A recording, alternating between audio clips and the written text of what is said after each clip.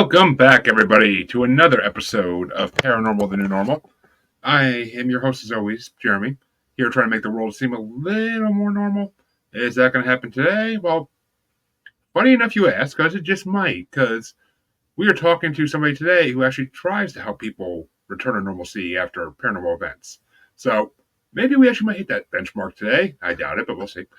Anyway, the guest that's going to help me do all that is Laura Giles, host of Paranormal PTSD Recovery podcast, which, if you haven't checked it out, is actually a very awesome show. You should definitely go, everybody should go give that a listen, especially if you listen to this show, you're going to love her show.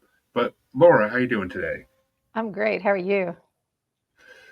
I'm not doing horrible, because Paranormal New Normal has a new spokes bunny. Oh, how cute. Meet Snickers, everybody. Soon to be joined by a female counterpart. Oh, he's adorable. Yes, you're a Ooh.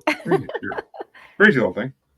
But, so, Laura, let me start this off by asking the same question I start this off every time with. What got you into the paranormal? Well, so I was born into a culture where that it's just normal. It's just part of everyday life. So it really didn't stand out as anything different until I realized that other people didn't have that perspective. Where are you from, if you don't mind me asking? Well, I'm from here, the United Oh, States, okay. but my mother Oh. is indigenous. Oh, okay. Oh, yeah, okay. So that makes sense.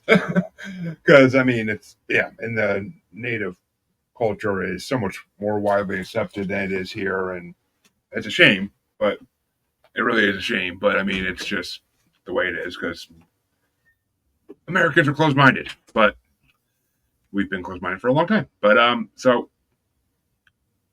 being brought up, you've heard, I'm sure, many legends of different creatures and things that can be explained.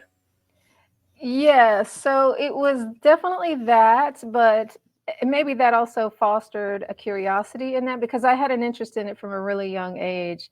And when other kids were reading, I don't know what little kids read, but I was carrying home these big encyclopedia type books, like adults books on the paranormal, the Bigfoots, the all the crazy stuff. If you grew up, if you're younger, you grew up with Percy Jackson, you grew up with Harry Potter. But back in my day, that was not talked about. If you were talking about magic and, creatures and all of that, you were definitely a weirdo. Yeah, I mean, as a kid in elementary school who had a frequent flyer pass with the Bigfoot book in the one Bigfoot book in the library, yeah, I would agree, Yeah, because I was probably the only person who would write their name in the back of that book for the most part. So, that's awesome. eh, yeah, well, I don't know. The idea of unknown creatures, I was always into animals, and the idea of unknown creatures in this world just sparked my interest from a young age, of course. So, So did you have and any friends who were into that too? not really, but it also wasn't something I talked about because, it just, I don't know. It seemed like one of those things that you are into, but you don't talk about because it's just going to get you either A, bullied, or B, like, kind of looked upon like you're not quite all there. So, Uh, I mean, this was the early 90s. So, not exactly, the paranormal may be the new normal now, but it wasn't the new normal back then, yeah, that's for it sure. definitely wasn't. Yeah. I think it helped me though to have that background of where it was just a part of Yeah. reality. I mean, not just creatures, but spirituality in general, the idea that, you have a soul, that it goes somewhere, there's another world, all of that's all mixed in with it as well. So, when we were talking about ghosts and everything, it was that's just what we do. It wasn't weird Yeah. at all. Yeah, I mean, I was brought up from a young age that ghosts are. I mean, I was brought up Christian, so ghosts are part of Christianity technically. I mean, the Holy Spirit. That's So, right. so ghosts are part of that. So, I mean, I always kind of had a belief in ghosts, even if it was like I didn't talk about it, but it was always there. And I mean, it was everything else that fascinated me. And you're right, it does help as you get older and all this stuff becomes more normal. Yeah. Oh, the government's talking about there being UFOs and aliens. Yeah, I've known that since I was a kid. Okay, not a big Right. Yeah. deal. Yeah, and Oh, I think it helps to make it not so scary. You just need to talk about it. exactly. And I mean, and oh, there's a big hairy bipedal that walks in the woods. Yeah, I've known that since I was a kid. I always had belief in it. I never thought it was a myth. Like it just makes sense. It's an undiscovered animal, like so many other creatures that we found over time, such as I mean, even gorillas. They were cryptid at one point because we didn't think they existed, and then oh look, there was thousands of them. Now, Mhm. yeah, now with every animal, yeah, but people are idiots. But so, did you have any experiences in your life that helped like fuel your belief at all? Lots, lots. Oh, we like Um, experiences on this show. the first one, well, the first one that's really pops out at me happened when I was reading this book on aliens. Now, I've thought about aliens before that. There's Star Trek, there's Star Wars, and all of that. So it wasn't like it was new, but something about this book made me really realize that they were not just out there, that they were here. And that people were having experiences with them. And I was absolutely fascinated by this book. And I read it cover to cover in one sitting. Finished about 2 o'clock in the morning. And when I finished, I said out loud, "Aliens, if you're out there, come and see me." And then I went to sleep. And next thing I know, they're in my room. And I could not believe it. What I mean, I don't know how much memory you have of this actually, but do you remember like what type of aliens they were? So this has been really mysterious because what I saw has not been recorded anywhere as far as I know. And I Ooh, was just like, this can't be just my experience. But what I saw was five or six creatures. They were very tall, close to the ceiling, and they looked like they were cloaked, like they were wearing KKK hoods, or like kind of looked like Oogie Boogie with the kind of conical hat yeah, thing, but they weren't green like Oogie, they were white. And they didn't move. They talked to me Well, actually, they didn't talk to me telepathically. I talked to them telepathically, and I'm screaming in my mind, "Who are you? What do you want? Leave me alone." And then when I said, "Leave me alone," poof, they were gone. And I could feel myself thawing out from my head to my toe because I was frozen. And I don't think it was frozen with fear. I think it was more like frozen, frozen, like, you're not going to be able to move. And I'm waiting for my feet to thaw out so I can run around the house and turn on all the lights. And it was just such a strange experience. And I didn't hit me until this week, actually, that is a screen memory. That's not what really happened. I don't know what did happen, but I'm 100% sure in my bones that that was not it.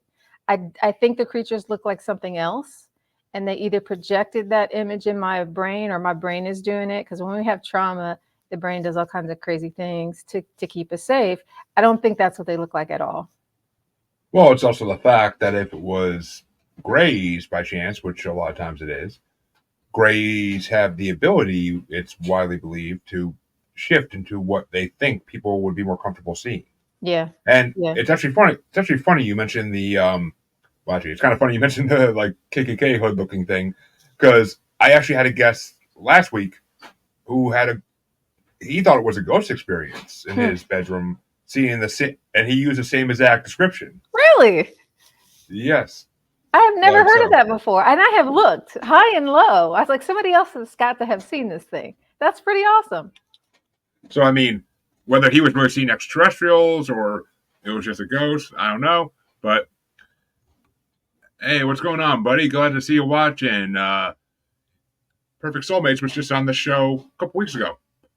Very good guest, very entertaining, and appreciate the thumbs up.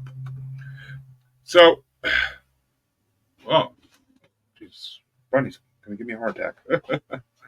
So, what?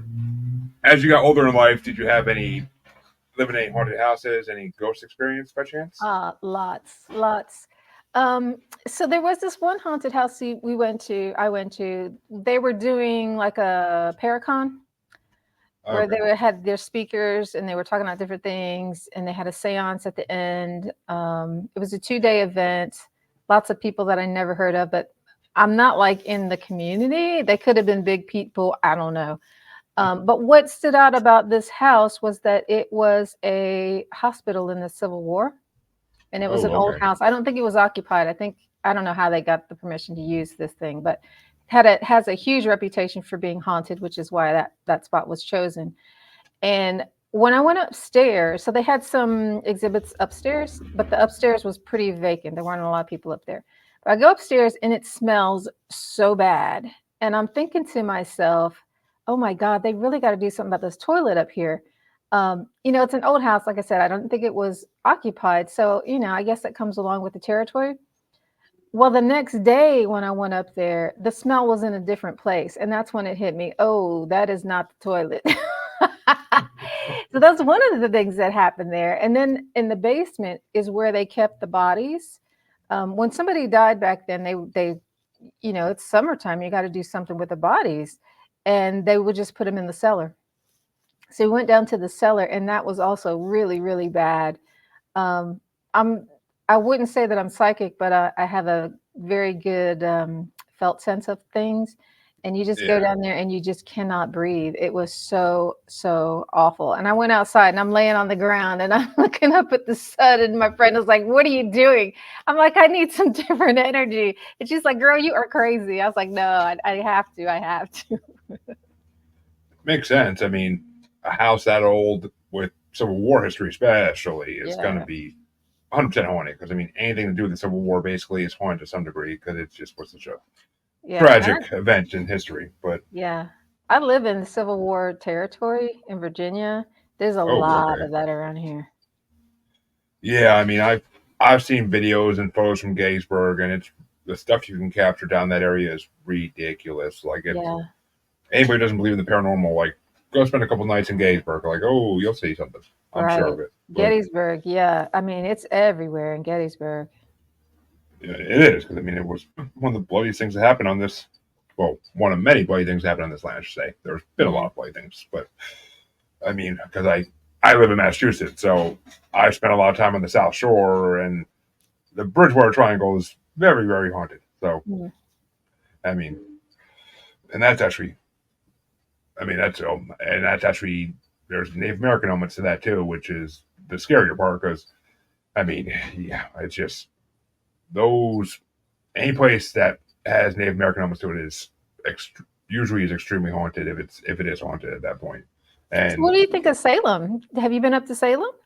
I've been to Salem once, and I didn't really get anything. I mean, it's more just it's attractions nowadays. I mean, it's all haunted houses and stuff. I mean, they do the tours. We did one of the walking tours, so I walked right like over where witches were hung, Mm. and it just I mean I didn't really get anything, but then again I'm not exactly the most empathic human being on earth. Like I have some empath abilities to a degree, but it has to be pretty strong. Like in my own house, yes, I can sense the things living here, but in Salem, I don't know. I think it's just too many people. I think it's Mm. just, and I think it's a tourist attraction. I think the spirits just want to be left alone so they don't come out.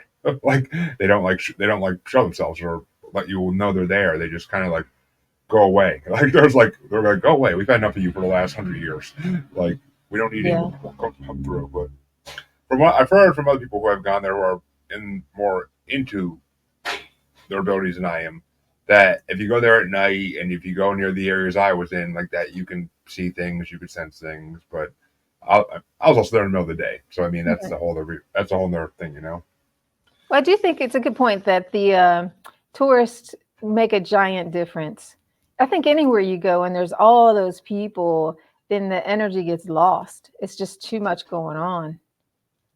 But back in the Yeah. day, they didn't have all that, and it was really spooky back then. Oh, I'm sure. I mean, yeah. I mean, it's just the amount of people in this world in general. That's more energy getting dispersed around. It weakens every energy, and Yeah. so the spirit energy is not going to be as high unless they want it to be. Which I mean, yeah, I mean, so if you the experience if you go into a haunted house by yourself versus going into an actual haunted house with a group of paranormal investigators, it's going to be completely different because either the spirits are going to play with the paranormal investigators and just like play little games with them, but they're not just going to show themselves out when there's a group of 20 people there trying to investigate. Like if you go in there by yourself, there's more of a chance they'd be willing to communicate. Is at least in my opinion. Well, there's a house around here. I've been there 3 times for public paranormal investigations, and they have equipment that you don't. So I'm not a paranormal investigator. But they have equipment that anybody can use while you're there, and every Yeah. single time I've been, they have activity, crazy activity. And there's 3 different areas where people can go, and it's busy in all of them. Now, maybe you know something about this, so I'll throw this out to you. But Okay. every time I'm there, so like if I'm in building 2, the energy goes away. And then I leave, now they got activity in 2. And the activity that was in 3 is now gone. Do you know anything about that? I mean, it may mean that you are a. It may mean that you have the ability, whether it be a passive ability, to calm spirits. Mm. I mean, I don't. Well, actually, that would kind of line up since you do run a podcast about paranormal PTSD recovery. So, I mean, that it would line up that that would be like in your skill set because everybody has abilities to some degree, whether they realize it or not, whether it's a known thing or not. Everybody has some kind of abilities in the spiritual realm. So maybe you just calm them. I mean, maybe your presence to them is just calming, and they're just like, all right, we're nice and calm now. You guys aren't going to see us or hear us.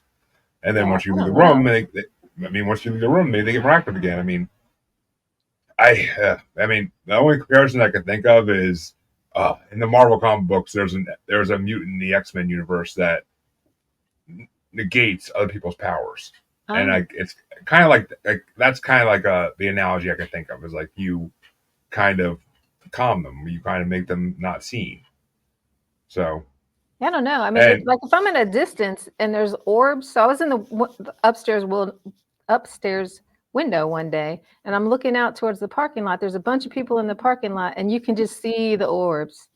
And everybody's taking pictures. The stuff is showing up on camera, so it's not like I made this thing up. And I go down there to get some pictures too. It's gone. So I can see it from a distance, but if I get up in it, I don't know what it is. I mean, I mean the only other theory I would even have, and this is a weak one at best, is that they know you know they exist, so they don't feel the need to show themselves to you. I don't know. It's Because I very mean, weird. it's highly hypothesized that the passed on only show themselves, well, majority of the time, because they want to be seen. They want people to I think realize they're so. still there. Yeah. So if they recognize it, I mean, because it's all telepathic in the spiritual realm. So if they realize that you know they exist and that then there's like, all right, we don't need to show ourselves to her. Let's go find somebody else to show ourselves to that doesn't believe. Like it's, I don't know. It's like I said, it's a weak theory at best that one, but it's the only other one I really had brewing my brain. I never. It's a unique situation I never really heard of before, and it intrigues me. It really does intrigue me. So, but Yeah, well, that's uh, why I stopped going because I was just like, well, what's the point? Well, and uh, I also think that there's some danger in going because I think if you're open, then you don't know what might come in. exactly. I mean, you don't know what's going to come in, and like Perfect Soulmate said, we are all X Men with different abilities. It's true, at least in the paranormal world. I mean, we can't fly, unfortunately. We can't teleport, but all the ones to be helpful we can't do. But in the spirit world, we all have our own abilities to some degree, and they can be helpful in their own ways. But so, what made you want to start helping people recover from paranormal instances? So I've been in trauma my entire professional career, and I've also had people come with paranormal PTSD my entire professional career, but it was rare in the beginning. It was just usually they came for something else, and we kind of stumbled upon that piece because people don't talk about it. And it wasn't until I was looking for help with my own situation. It's actually the one that I told you about that I realized was a screen memory. I was like, this is it wasn't scary. It was scary at the time because I was frozen. But it wasn't like I was losing any sleep over it. It's totally calm about it until I realized there's more to this than I think. And I wanted to get some help with it by someone who I thought was qualified to be in a vulnerable place with. somebody who understood the paranormal, and somebody that was I felt like was going to help me. And so I had a kind of a tall list of Did stuff I know that you were a bunny? I was looking for as a therapist. I want somebody with skills, you know. So No, I finally found somebody, you and I said, found the okay, dog. I feel good about seeing this person. The first person I went to was a licensed person, and she had some really cool, like, different skills, stuff that I admired. And she was a forensic hypnotist. And I thought, okay, this will be good. It didn't end up being very good. I'll just keep telling my story while Jeremy deals with whatever he's dealing with, because we're live.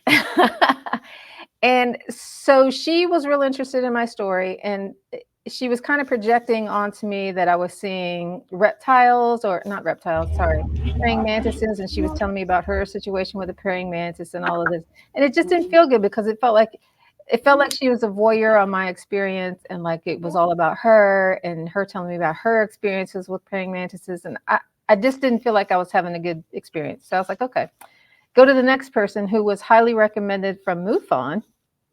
And I thought, okay, MUFON, that's cool. This time it'll be great. And that one wasn't really great either. And then that's when I was like, okay, there needs to be some kind of something set up to help connect people with services, to help people know that they need services, to help them know what to look for, and those kinds of things. I was like, this is a hole that is not being filled. And I just felt like, I have the skill set to do this, so let's just do it. And that's what led to the creation of the podcast. Yeah, I mean, well, one, I mean, the first thing you said you touched on is the praying mantis thing.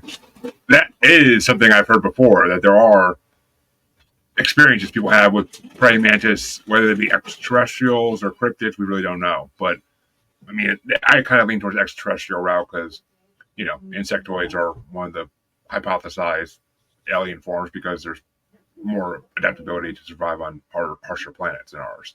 So, and I mean, that idea has been around for a while too. So it's, I mean, I don't know. I can't imagine seeing like a human-sized praying mantis. That'd be creepy as crap.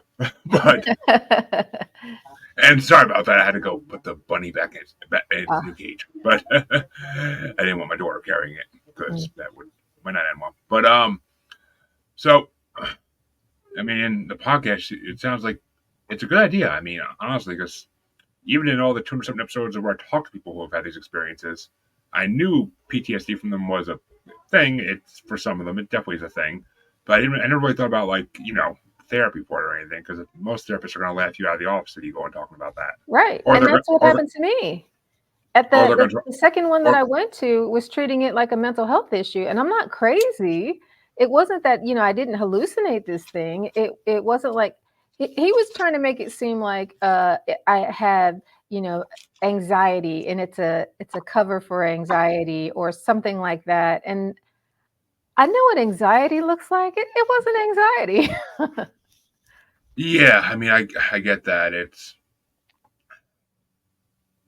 I mean, that's what therapists do. If you have anything outside the normal 20 issues they can deal with, Yeah, they're going to try to medicate you, diagnose you as schizophrenic or any of those type of exactly. bipolar or any of those diseases, and it's I mean, because the American medical community is not they're not adapted yet to really deal with paranormal because it's not truly normal yet. It's not truly government regulated or government admitted even that the paranormal exists.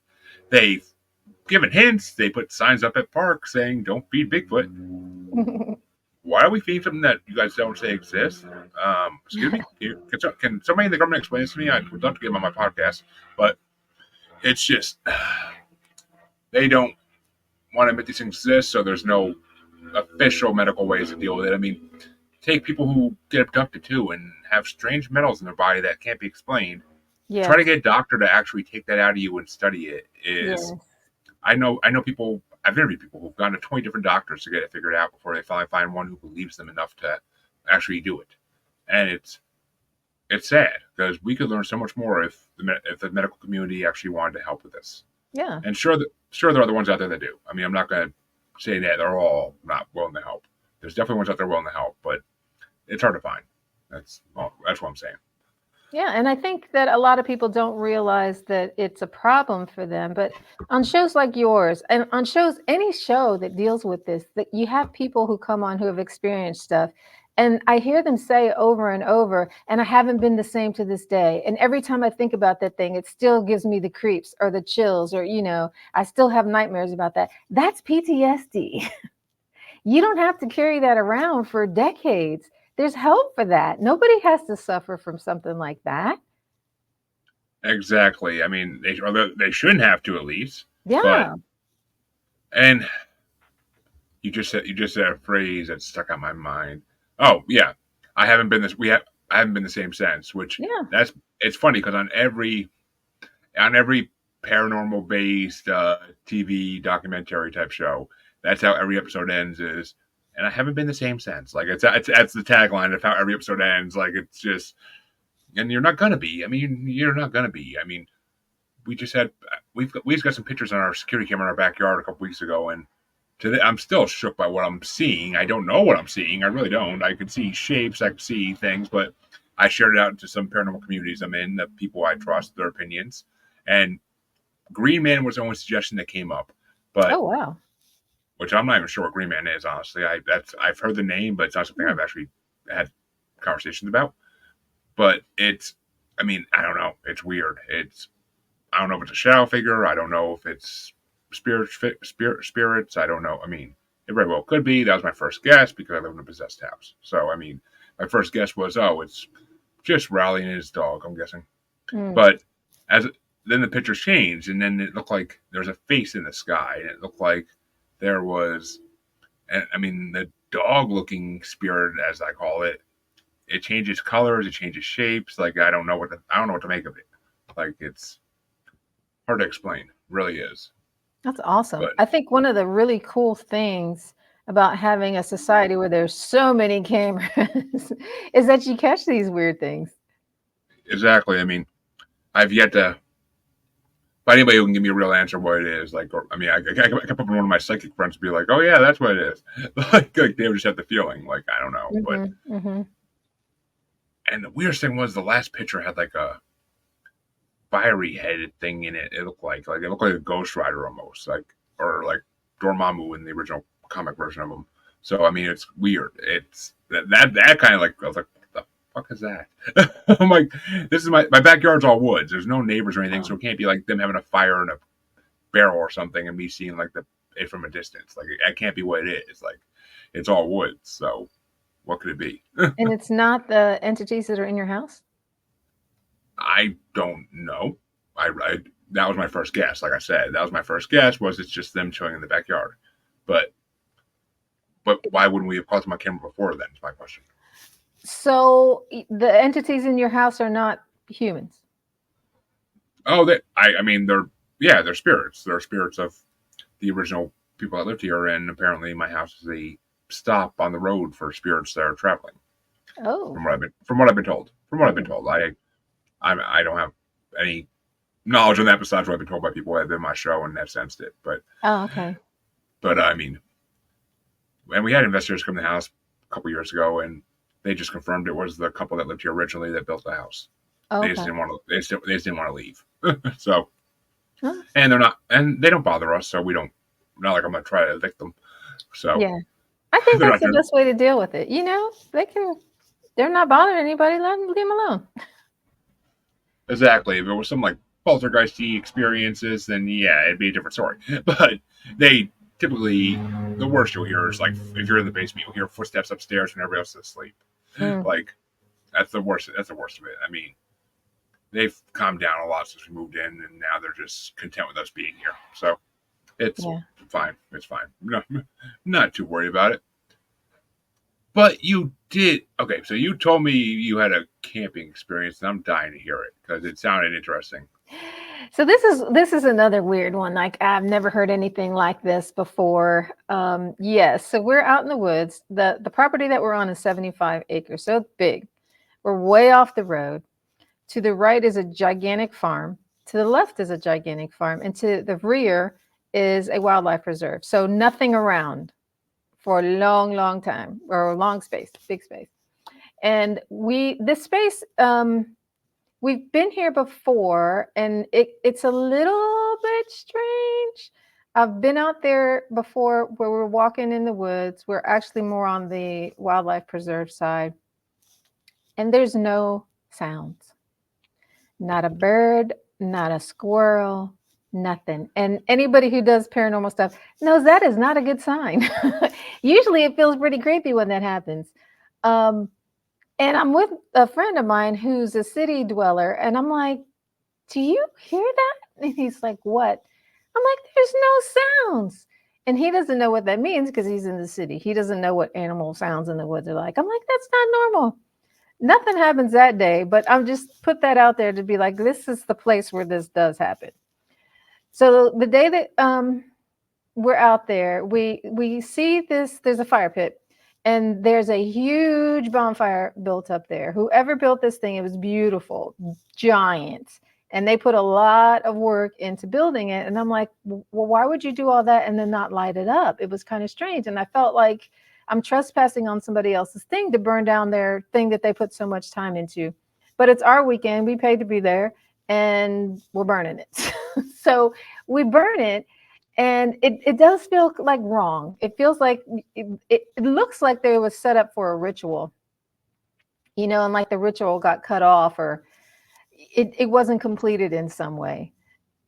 Well, that night we go to bed. It's at like sundown because there's nothing else to do in the dark. And we're awakened around midnight. And I know this because one of the girls had a Fitbit, and it says, oh, you woke up at midnight. The first thing you hear is little taps upon the tent. Sounds like it's raining. And it's kind of soothing sounding.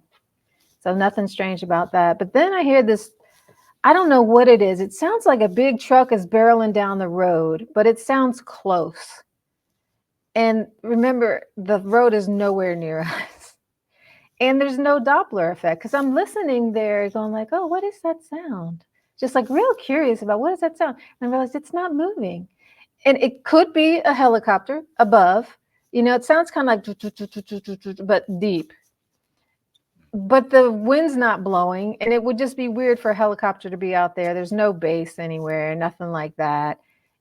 But this sound goes on forever. It's like forever. It's like, why isn't this thing moving on? And then we hear this little tinkling musical sound that sounds like it's coming from where we have parked the cars, or maybe it's coming from the fire pit. And one person said it sounds like fairy music. Somebody else said it sounded like a ice cream truck. It was kind of like that kind of thing. It's fun, soothing, not at all threatening, but it was just weird because it's really loud, like it's echoing through the woods. And it's like, what is that? And it's so weird too that nobody says, hey, did you hear that? Nobody says anything. We're all just laying there all night listening to this stuff. And then finally, when it's light enough, so it's about 5 o'clock in the morning, somebody gets up to go inside the lodge. And then as soon as they get up, I get up, and then everybody gets up and goes in there. And we start talking about, did you see that? Did you hear that? And, we start comparing notes and everything. Everybody perceived the same thing. Now, the thing that's different about me is that when I went to put up my bedding, so I'm laying in a sleeping bag, which is on top of another sleeping bag, which is on a sleeping pad. And the bag that I'm in on the bottom is wet, like it's dewy, like it's been laying in the dewy grass. Yeah. But the layers underneath are not. And my bedroll has been moved about, I don't know, 5 feet. So I started out on one side of the tent and woke up on the other. Not like I rolled over there, but my entire bedroll was moved over there. And I don't have any recollection of moving. The other thing that we see outside, it's like the grass is smashed, like something had landed or was dragged in the grass, because all the grass is kind of leaning in one direction. And that area that's flattened is dark green compared to the rest of the grass. So all these little strange, weird things are going on. and it's like none of it fits together in a single cohesive. I don't. Was it aliens? Was it ghosts? It doesn't really have any of the features of any of those things. Really, I don't know what happened. It was just really, really bizarre. But the one of the neatest things about it is that even though we all felt like we were awake all night, everybody felt amazing. Like we had just had the best sleep. And my friends had come from Ohio, which is a long, like, I don't know, 8 hours away. And they drove home that same day. And she said, despite having no sleep and driving all that way, she felt amazing for a couple of days. I don't know anything that does that. If you got any ideas, I'd love to hear Well, okay. First, I just got to point out that Perfect Soulmates compared my house to a spiritual Waffle House, and I freaking love it. But, um, I mean, I don't know. It's bringing imagery to my mind of like Cocoon. it. Cocoon? We're the movie Cocoon, Oh, where Cocoon. where what's his name? The diabetic guy, Wilford Brimley, like him and the other senior citizens like get energy and feel young again because of Yeah. aliens. Yeah. So, I mean, that kind of energy, I don't see spirits doing that. I really can't. I mean, my two theories I'm going with right now are extraterrestrial based is the most logical, and the less logical, but still in the back of my head is Fae, Yeah. which I mean, as since your mother was indigenous, I'm sure you were raised to believe that Fae exist, and that Yeah.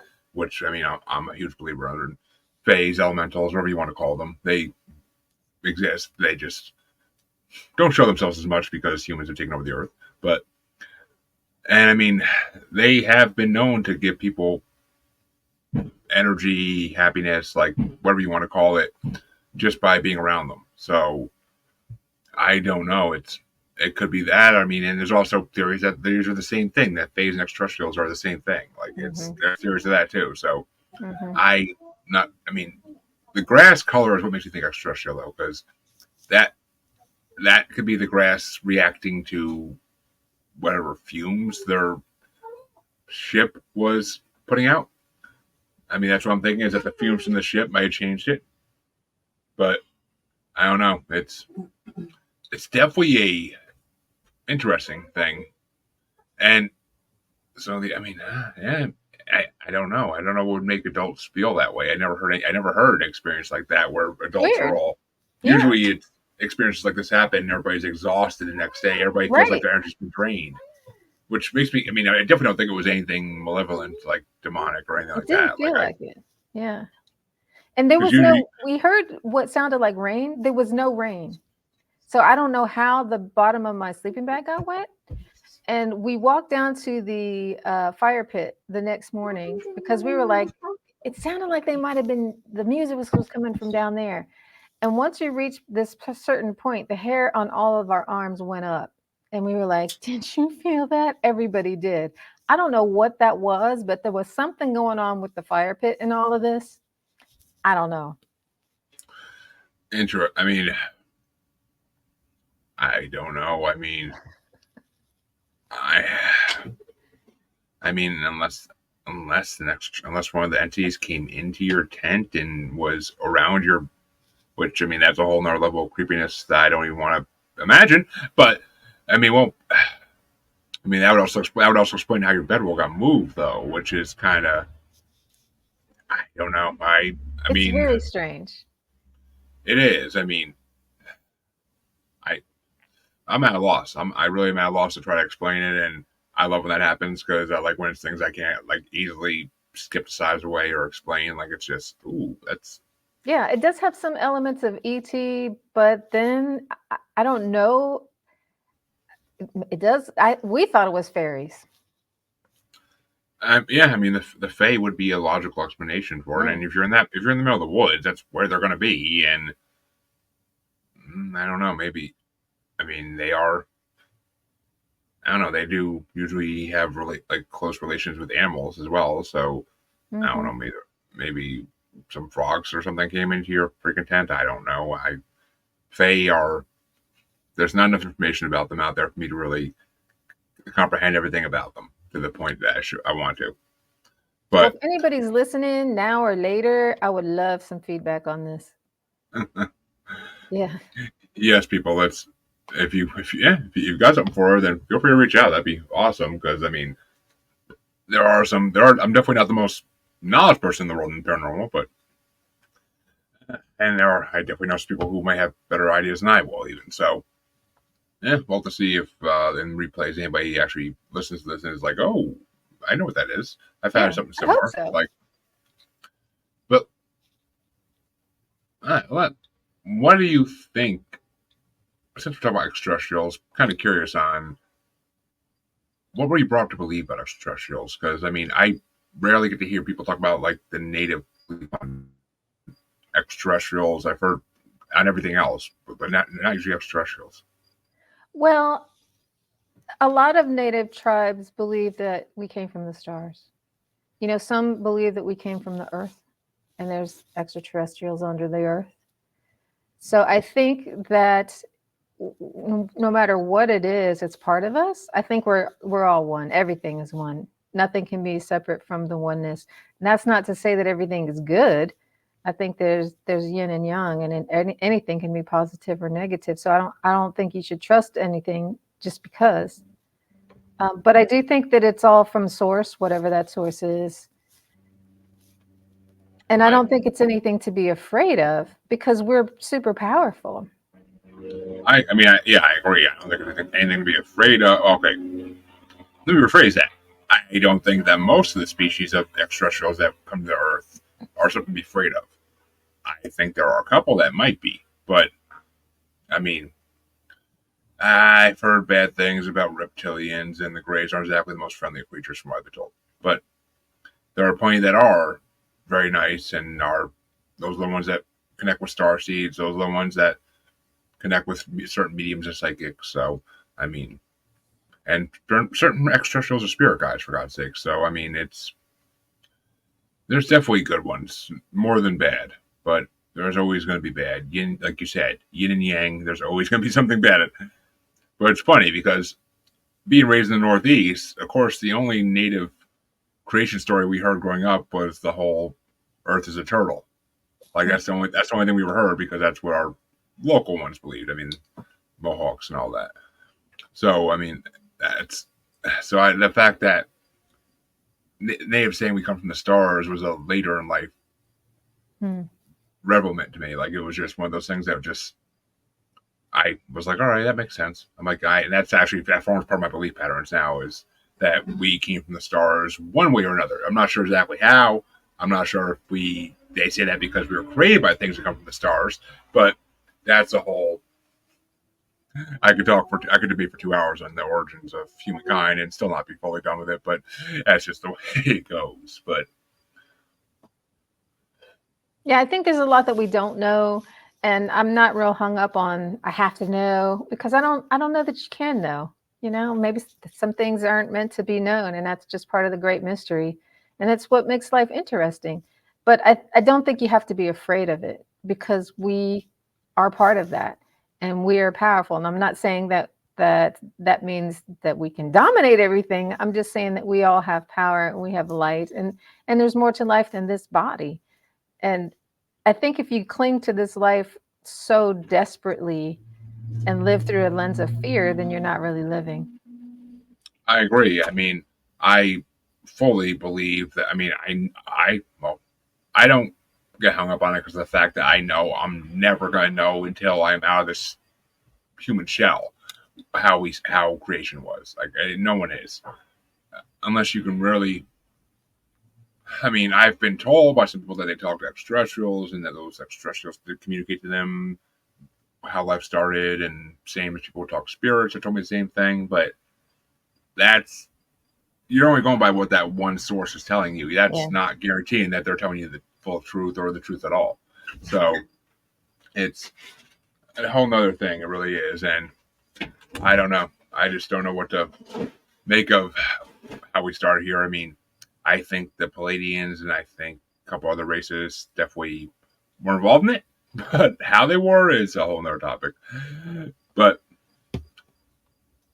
And it's funny because when you were telling the camping experience, I when you said like the woods being silent, like my first thought was Bigfoot, because that's usually a clear sign of Bigfoot is when all the animals are silent, they recognize the alphas in town. So Well, I think there's something magical or mysterious about these particular woods because every time we've ever been there, and I've been there lots, particularly by the fire pit, you always get a sense that you're not alone, that somebody's watching. And it's always in the same direction, like who's out there? And it's dark, you can't see, but no matter who comes out there, they always say the same thing. And this area is right in the area where Lee's retreat happened. And I wonder, okay, are they Confederate soldiers? I don't know. But there's seems to be a lot of different types of otherworldly entities in this place. So I don't know if there's a portal there. This is really strange, actually, now that I'm talking about it. We came out there with some dowsing rods to see, is there a portal here? And we're walking around the property, and I'm holding the rods and they're spinning in both directions, just round and round and round, really, really fast. And no matter where I stand, they're just spinning and spinning and spinning. So I don't know. Maybe the whole place is a portal. it's actually funny you bring that up because I I have another friend, Anthony Sabalos. He's a paranormal podcaster as well, and he regularly investigates these woods down in Texas where there is a portal. And as I was kind of thinking about him when you were telling like that, and I'm like, wait a minute, because I was thinking about Bigfoot, and of course, Bigfoot portals, the two kind of coincide. So I was just like, what if there is a portal in those woods, and that's why it always feels strange. And I mean, you said something about like it looked like a ritual was like not completed there either, like that someone was.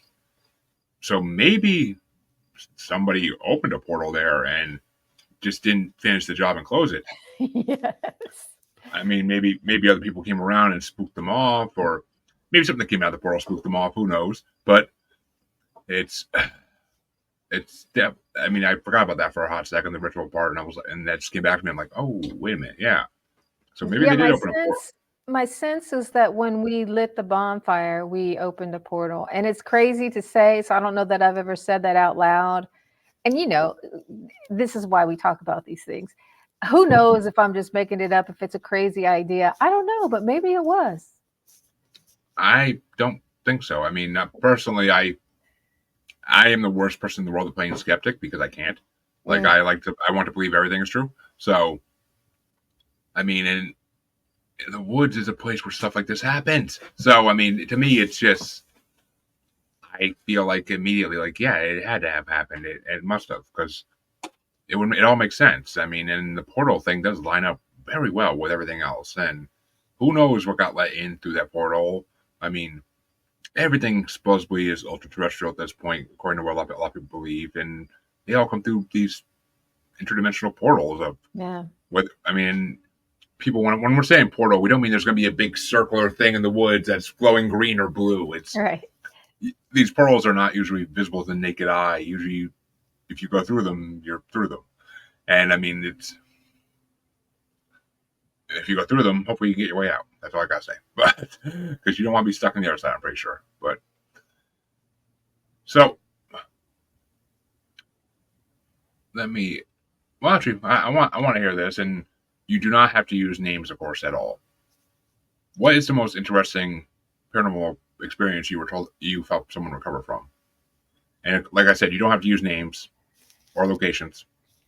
It's really, And it's a tough question, I know. That's why I had to yeah, ask it. because there's so the experiences that people have are so different. So it's not like we get a lot of ghost ones around here because there's a battlefield nearby.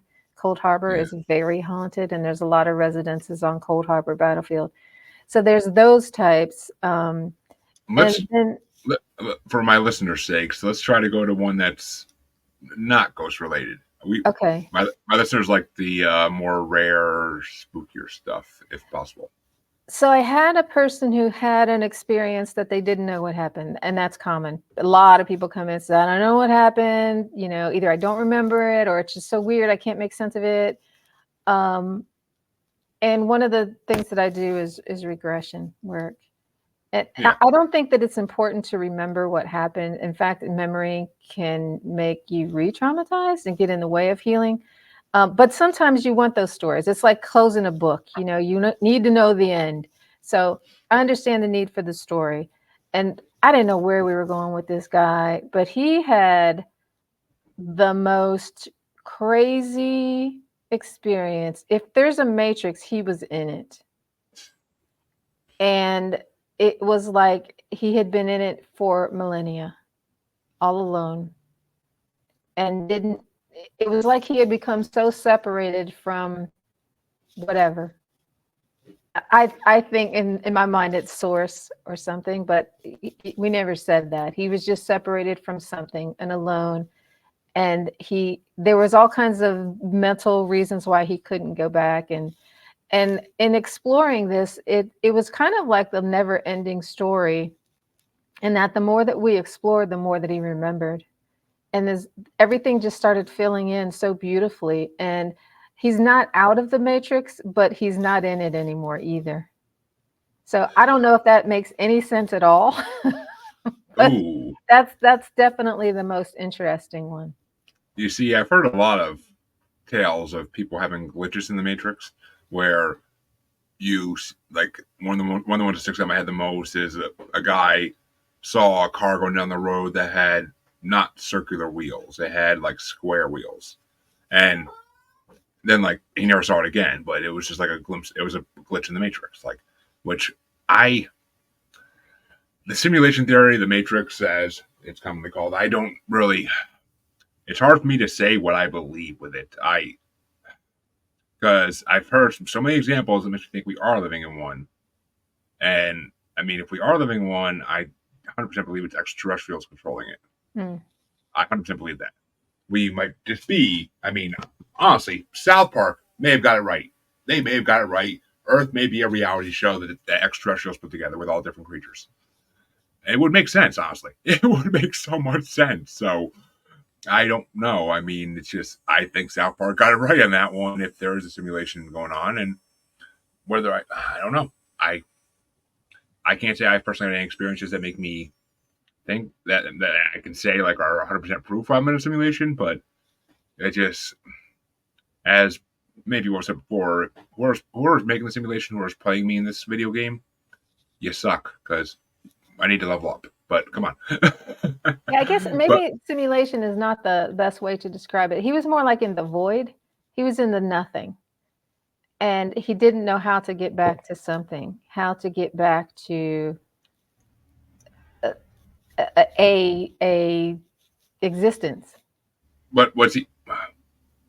So was he basically just in a place where there was nothingness, where there was just There was nothingness. like what was he physically there, or was he just mentally there? No, That's he the was question. physically there. So it wasn't totally nothing because it was in a building of nothing. There was a structure, but he Huh. couldn't get out of the structure, and everything, it was kind of like labyrinth in that everything kept changing all the time, and you go this way and it's different, and you go that way and it's different, but it's all the same thing. And then as we began to explore and I began to help him to be present in it, then details began to emerge. And the more details there were, the more details there were. So it started to go from nothing to something, and from despair to hope. So where we are in that journey now is that it's not nothing. Um, there's more of a structure to this reality, but there's still not people in a civilization, a sense of belonging or something. This is one of those things where I think psychologists would say, well, maybe it's metaphorical, but I think reality is metaphorical, so it doesn't really matter. It's symbolic. If you create a change in the symbology or the metaphor, you create a change in the actual world, and that's happening for him.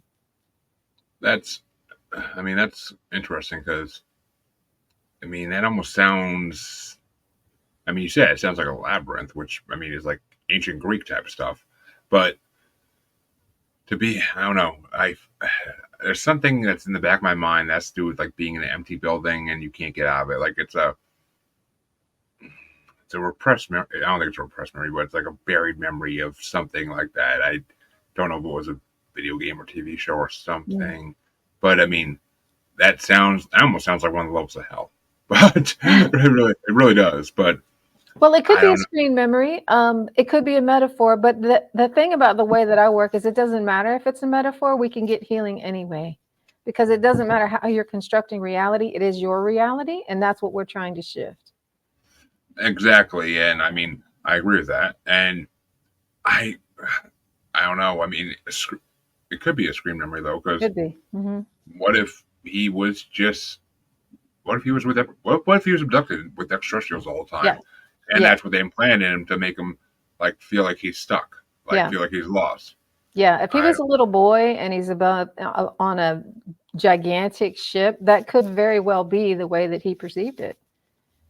exactly. I mean, that could be the way they made him perceive it. I mean, Yeah. because we all know extraterrestrials like to play tricks with our That's mind, right. and I mean, some of the stories I've heard of things they look like, oh my god! But it's unbelievable almost. But at the same time, like this person doesn't seem like they're lying. So it's okay. Why would they lie about this? That doesn't Yeah. make sense. So Yeah, and I'm okay with working on that level because I think if you force somebody to remember what it really looked like, I mean, there's a reason why they're constructing this reality. It's because they can bear it. So why would you I put mean, them in a situation that's horrible? and if you try and make them remember what it looked like, you might be forcing them to deal with something that their mind can't even Yeah, deal with. Like they might just have a complete mental breakdown. yeah, So I don't know. It's interesting and okay. I asked for a good one. You gave me a good one. So I love it. I love it. yeah. Yeah, all kinds of things happen. You just never know. Everybody's different. So where can people find your podcast? Where can people find you if they have any more theories on your camping experience? Oh. Like, The website is paranormalptsd.org, and the podcast is linked there as well. and there you go, folks. So of course, for all listeners, be right into the description of the podcast as always, so you guys can click and go and check it out. I mean, you might just find a new favorite show. I listened to a couple episodes of it. I'm fucking a little bit into it at this point, so I don't get much time for podcasts either. So that's saying something. I've actually listened to it, so because I don't get time to listen to anything. So Yeah. I know as a podcaster that's horrible to say, but it's the truth. And I want to thank Laura for coming on. It's been a very interesting hour, and I freaking enjoyed every minute of it. And for all my listeners, you should know where to find me by now. If you don't, check the outro. I'm sick of saying it. But I will be back, not tomorrow. I thought I originally had one tomorrow, but I will be back on Monday night with another one, most likely, for you guys. And I will thank Laura one last time for coming on because it was great talking to you. And please, folks, check out our podcast, check out our site, and enjoy the rest of your Saturday. And thank you to all the watchers. Thank you, Jeremy.